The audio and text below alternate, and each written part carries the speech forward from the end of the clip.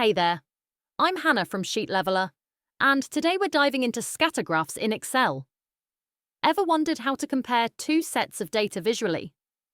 Maybe you're tracking sales over different years, or analysing trends like temperature versus ice cream sales, which is exactly what we're doing today. Trust me, once you get the hang of scatter graphs, you'll see patterns in your data like never before. So let's jump in. First things first, let's set up an empty scatter graph. Head over to the Insert tab on the ribbon. In the Charts group, find the Scatter Chart option and select the Basic Scatter Plot. Boom. You've got an empty chart.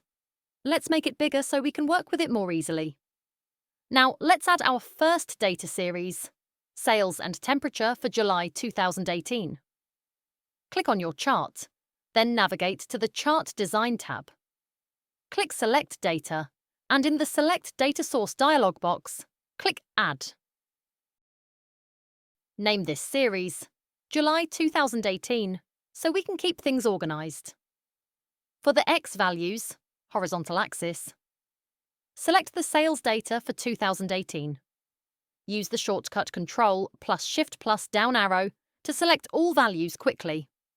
For the Y values, vertical axis, select the temperature data for 2018 using the same shortcut. Click OK, and now we can see our first set of data plotted. See how sales increase as temperature rises? That's exactly what we wanted to visualize. Now, let's do the same thing for July 2019. Go back to Select Data and click Add. Name this series July 2019. Select the sales data for 2019 for the X values. Select the temperature data for 2019 for the Y values. Click OK. And now, both years are plotted on the same chart. All right. Now that we have our data plotted, let's make it easier to read. Add a legend so we can tell the two datasets apart. Click the plus sign next to the chart and check Legend. Placing it at the bottom looks great.